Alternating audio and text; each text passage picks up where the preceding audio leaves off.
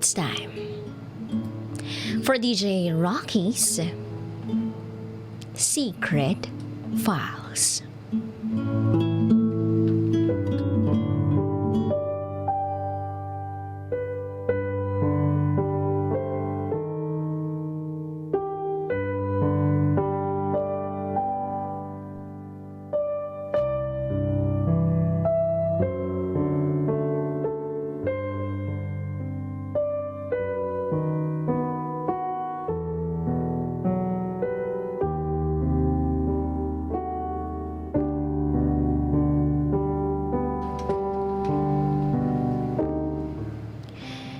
Friends lang daw sila nung girl. Sabi ng boyfriend ko. Kaya, wag daw akong mag-alala.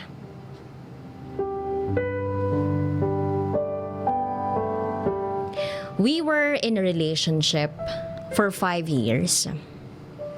At ilang taon na lang, o ilang buwan na lang, ay magsa-6th anniversary na namin.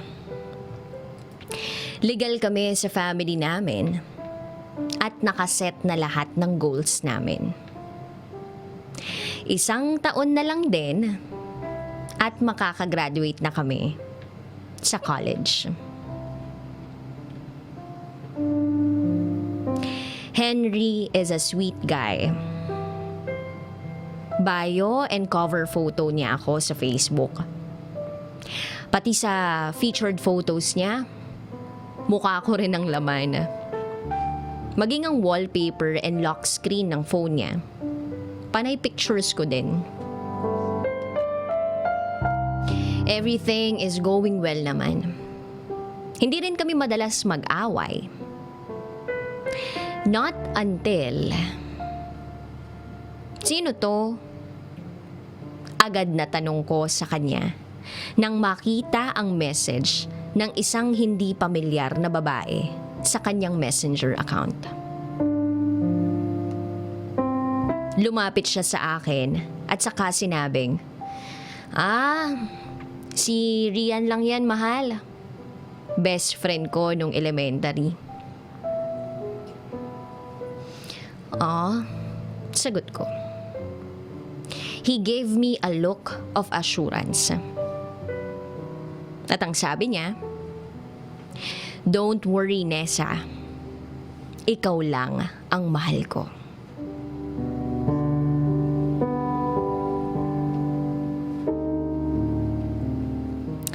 Days and months pass by. Pero panay pa rin ang message sa kanya nung babae.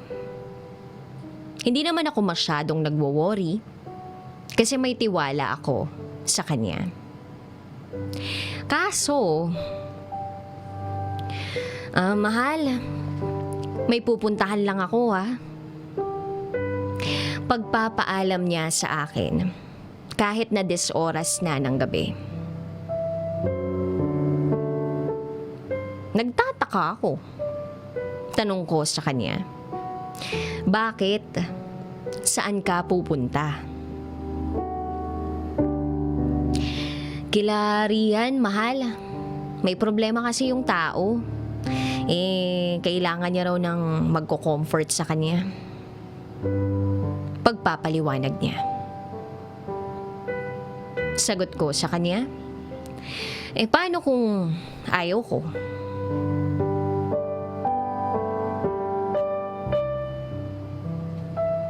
Sabi niya, 1 time lang to, mahal. I'm just gonna talk to her.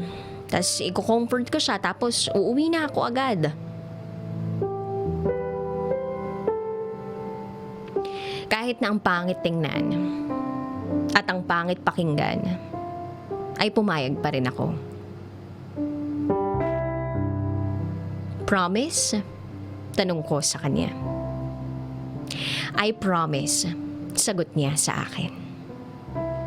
He promised, but failed to fulfill it. Ang sinabi niyang 1 beses lang ay naging madalas. Ang reason niya ay kailangan daw siya nung Rian. At baka raw patiwakal ito kapag walang mag-comfort sa kanya. Rian na naman. Puro ka na lang, Rian. Unahin mo naman ako, mahal. Ako yung girlfriend mo. May time ka para i-comfort siya, samantalang para sa akin, wala. Madalas na sumbat ko.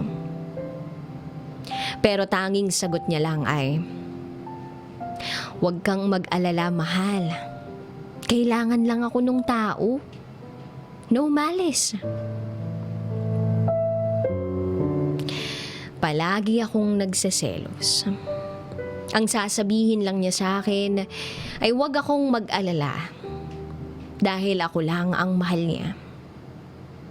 Kaya nagtiwala ako.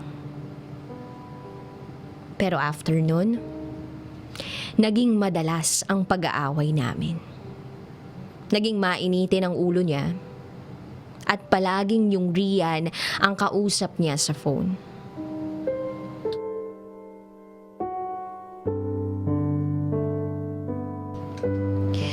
Bakit nawala ang pangalan ko sa bio mo? Bakit na hindi yung picture natin, yung cover photo mo? Bakit wala na yung mukha ko sa featured photos mo? Bakit deleted lahat ng pictures natin sa phone mo? Bakit di na ako yung wallpaper at lock screen mo? Sunod-sunod na tanong ko sa kanya. Hindi siya sumagot.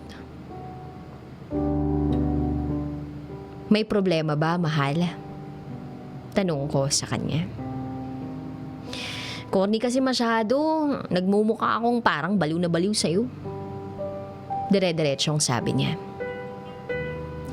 Para akong binuhusan ng malamig na tubig dahil doon. Hindi na nga ba? Sunod na tanong ko sa kanya. Oo. Ano ba? Gusto mo pati mukha mo i-print ko sa t-shirt ko? Naiiritang sagot niya. Tsaka padabog na umalis ng kwarto. Nanlamig siya. Parang wala lang ako sa kanya. And I'm pretty sure na aware yung Rian about sa relationship namin. Dumating ang araw ng 6th anniversary namin. Sabi niya, lalabas daw kami. So I waited and waited and waited until midnight.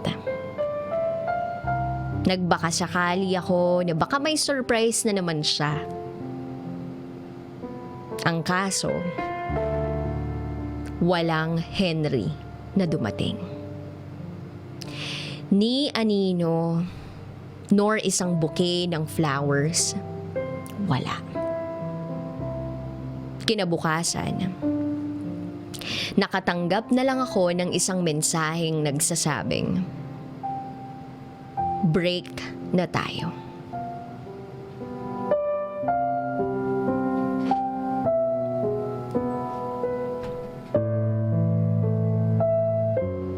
And now, here I am, sitting at the corner while staring at a couple.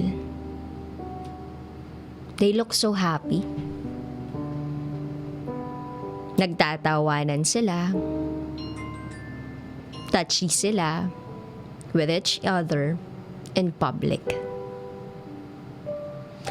Parang magkarelasyon ng mga teenagers na nag-e-enjoy sa kanilang oras kasama ang isa't isa.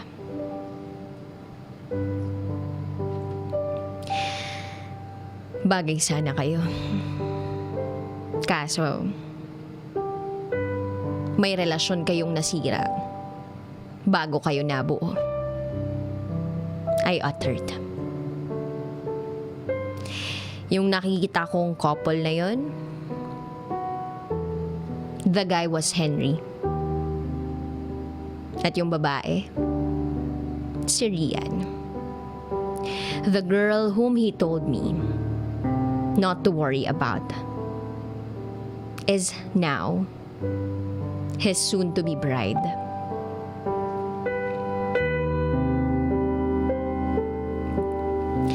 By the way, the story is not mine, DJ Rocky.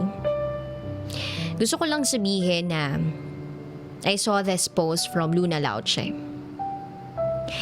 And I can relate to the story.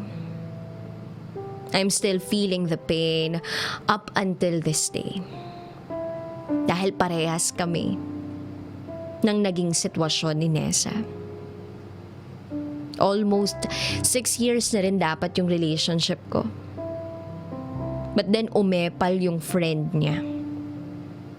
Na sinabi niya sa akin na hindi ko dapat alalahanin dahil wala siyang pagtingin sa kaibigan niya. Sabi niya sa akin, wag daw akong mag-alala dahil kaibigan niya lang yung babae. Pero dahil sa pagkakaibigan nilang yun, umusbong ang pag-iibigan nila. Wala akong magagawa but to accept the fact na wala na. Parehas ni Nessa, ikakasal na rin sila. Siguro ipinagtagpo lang talaga kami. Pero hindi itinadhana. Siguro nga, totoo ang sabi nila. Talo ng malandi ang maganda. Mabait, magalang, at matino.